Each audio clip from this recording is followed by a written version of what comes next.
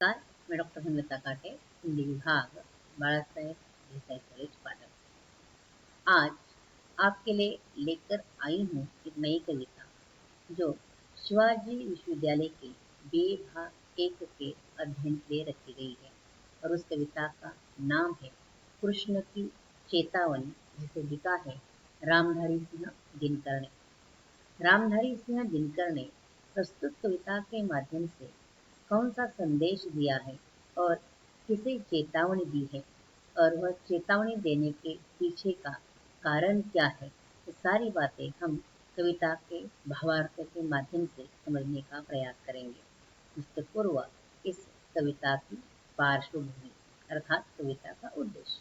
कृष्ण की चेतावनी रामधारी सिंह दिनकर लिखित कविता है जो रश्मि रति इस काव्य संग्रह से ली है, जिसमें कवि ने महाभारत की घटना पर आधारित यह बताने का प्रयास किया है कि मनुष्य का विनाश जब नजदीक आता है तब उसका विवेक मर जाता है, अर्थात उसकी सोच बुद्धि मर जाती है। ऐसे में वह भगवान के ताकत को भी भूल जाता है। तब ऐसे अहमवादी व्यक्ति को इसका एहसास दिलाना पड़ता है। तब भी उसे यह समझ में न आए तो समझ लेना उसका विनाश अटल है। जैसे महाभारत में दुर्योधन के साथ हुआ था। दुर्योधन के अहं के कारण ही महाभारत का रण हुआ था। अतः महाभारत की इसी घटना पर आधारित यह कविता लिखी गई है और मनुष्य को इसका एहसास देने का प्रयास किया है कि अगर मनुष्य न्याय बुद्धि से नहीं रहेगा तो उसका विनाश निश्चित है। इस घटना में वह घटना है जब पंडु के पुत्र अज्ञातवास और वनवास पूरा करके हस्तिनापुर पर अपना अधिकार प्राप्त करना चाहते हैं, उस वक्त यह घटना है। अतः पंडुपुत्र बिना संघर्ष, बिना युद्ध से अपना अधिकार प्राप्त करना चाहते हैं, इसीलिए वह शांति दूत के रूप में कृष्ण को दुर्योधन के पास भेजते हैं। परंतु दुर्योधन अपने अहम में पूर्णतः डूबा हुआ है, इसीलिए कृष्ण उसे चेतावनी देते हैं और यह चेतावनी क्या है, इसका भावार्थ देखते हैं कविता के माध्यम से। पहली पंक्तियां हैं, वर्षों तक वन में घूम घूम बाधा विघ्नों को चूम चूम, सहे धूप घाम पानी पत्थर, पांडव आए कुछ और निखर, सौभाग्य न सब दिन सोता है, देखे आगे क्या होता है। अर्थात इन पंक्तियों में कवि यह बताना चाहते हैं कि वर्षों से वन में घूमकर पांडवों ने अनेक समस्याओं का सामना किया था, जिसके कारण उनमें एक साहस आ गया था। अब वे हस्तिनापुर में अपना अधिकार प्राप्त करना चाहते हैं। कारण सौभाग्य हर दिन नहीं सोता, सौभाग्य बदलता रहता है, इसीलिए पंडुपुत्र अब अपना अधिकार प्राप्त करना चाहते हैं। इसलिए कवि लिखता है, अब देखते हैं आगे क्या होता है। वो अधिकार प्राप्त करना चाहते हैं हस्तिनापुर में, उन्हें उनका अधिकार मिलता है या नहीं मिलता, यह आगे देखते हैं। कवि ऐसा लिखते हैं। आगे कवि कहते हैं, अगली पंक्ति में कवि कहते हैं, मैत्री की राह बताने को, सबको सुमार्ग पर लाने को, दुर्योधन को समझाने को, भीषण विध्वंस बचाने को भगवान हस्तिनापुर आए, पांडव का संदेशा लाए। अर्थात पांडवों को पता था दुर्योधन उन्हें आसानी से अधिकार नहीं देगा, इसीलिए विध्वंस होगा, परंतु पांडव शांति से सब प्राप्त करना चाहते हैं। इसीलिए वे भगवान यानी श्री कृष्ण को दुर्योधन को समझाने के लिए और भीषण विध्वंस को रोकने के लिए और मैत्री की राह बनाने के लिए और सबको सुमार्ग पर लाने के लिए पांडव श्री कृष्ण को शांति दूत बनाकर हस्तिनापुर भेजते हैं। अर्थात पांडवों का संदेश लेकर शांति दूत बनकर श्री कृष्ण हस्तिनापुर आए हैं। परंतु वहां क्या होता है, अगली पंक्ति में कवि बताते हैं, लिखते हैं, दो न्याय अगर तो आधा दो, पर इसमें भी यदि बाधा हो तो दे दो केवल 5 ग्राम, रखो अपनी धरती तमाम, हम वही खुशी से कहेंगे, परिजन पर असी न उठाएंगे। असी का अर्थ है तलवार। वह तलवार बिना तलवार उठाएं अपना अधिकार चाहते हैं, अधिक नहीं चाहते, कम भी मिलता है उसमें भी वह खुश होंगे, ऐसा संदेश कृष्ण दुर्योधन को देते हैं। जैसे श्री कृष्ण पहले समझौते से बात करते हैं, न्याय के अनुसार आधा हिस्सा दो, ऐसा कहते हैं।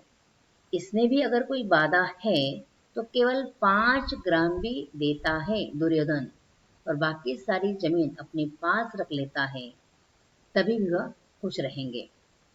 कारण हम अपने परिजनों पर तलवार उठाना नहीं चाहते, अर्थात युद्ध करना नहीं चाहते, संघर्ष करना नहीं चाहते, इसलिए 5 ग्राम भी देते हैं तो पांडव खुश रहेंगे, ऐसा श्री कृष्ण कहते हैं। फिर भी दुर्योधन इस पर क्या सोचता है, क्या करता है, देखते हैं अगली पंक्ति में। दुर्योधन वह भी दे ना सका, आशीष समाज के ले न सका, उल्टे हरि को बांधने चला, जो था असाध्य साधने चला। जब नाश मनुज पर छाता है, पहले विवेक मर जाता है। जो मांग की कृष्ण ने कि 5 गांव भी मिलते हैं खुश रहेंगे, परंतु दुर्योधन वह भी दे न सका, वह उसके लिए तैयार नहीं हुआ, उल्टा भगवान पर हल्ला करने के लिए आगे बढ़ा। परंतु भगवान को यूं बांधना आसान नहीं, इसलिए कवि कहते हैं जो असाध्य था उसे वह साधने चला था, पर वह कर नहीं सकता, कारण उसने समाज का भी आशीर्वाद नहीं लिया था।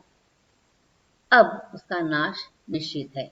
इसीलिए कवि कहते हैं जब मनुष्य का विवेक मर जाता है तब नाश निश्चित होता है, अर्थात उसकी विचारशीलता मर जाती है, तब समझो उसका नाश नजदीक आ गया है। जैसे दुर्योधन का शायद नाश नजदीक आ गया है। हरि ने भीषण हुंकार किया, अपना स्वरूप विस्तार किया, डगमग डगमग दिग्गज डोले, भगवान कुपित होकर बोले, जंजीर बढ़ाकर साध मुझे, हाँ हाँ दुर्योधन बांध मुझे। दुर्योधन बांधने के लिए उन्हें आगे आया है, इसीलिए भगवान क्रोधित हो गए हैं।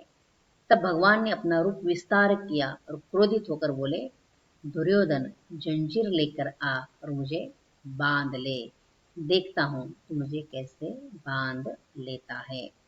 यह देख गगन मुझमें लय है, यह देख पवन मुझमें लय है, मुझमें विलीन झंकार सकल, मुझमें लय है संसार सकल, अमरत्व फूलता है मुझमें, संहार झूलता है मुझमें। भगवान को जब दुर्योधन बांधने के लिए आगे बढ़ा, तब भगवान उनका विस्तार रूप, विराट रूप क्या है इसका एहसास दुर्योधन को देने का प्रयास करते हैं। भगवान अपना परिचय देते हुए कहते हैं कि ये सारा संसार, उसकी ध्वनि, गगन, पवन मुझ में लय है, मुझसे ही अमरत्व फूलता है और मुझ में ही आकर नाश का विनाश होता है। अर्थात भगवान से सारा निर्माण हो गया है संसार, और उसमें उसमें ही उसका अमरत्व है और उसमें ही उसका नाश है। इसका एहसास वो दुर्योधन को कराने का प्रयास करते हैं। आगे और उनका रूप कितना विराट है इसका एहसास आगे देते हैं। उदयाचल मेरा दीप्त भाल, भूमंडल यानी धरती, वक्षस्थल विशाल, भुज परिधि बंद को घेरे है, मैनाक मेरु पग मेरे है, दीप्ते जो ग्रह नक्षत्र निकर, सब है मेरे मुख के अंदर।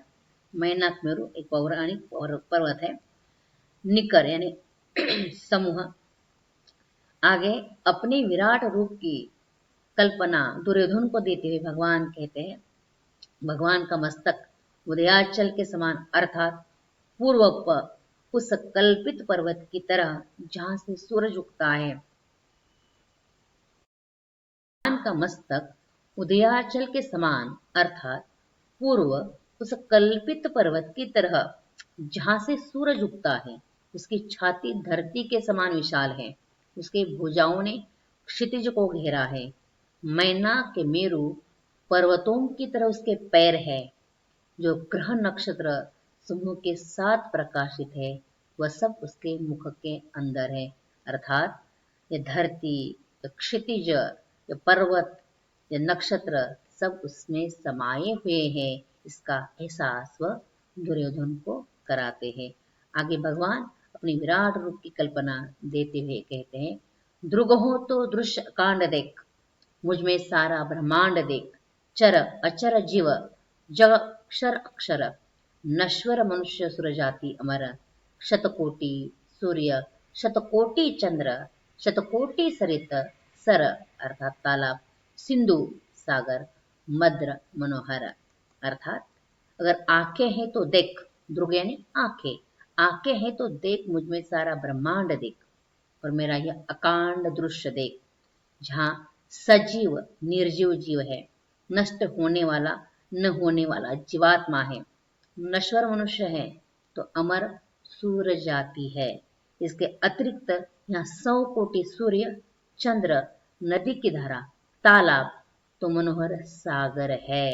अर्थात तुझे आंखें हैं तो विशाल अकांड रूप देख, इसका एहसास श्री कृष्ण दुर्योधन को कराने का प्रयास करते हैं।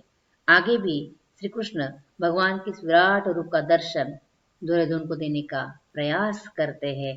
कैसे, अगले भाग में देखेंगे।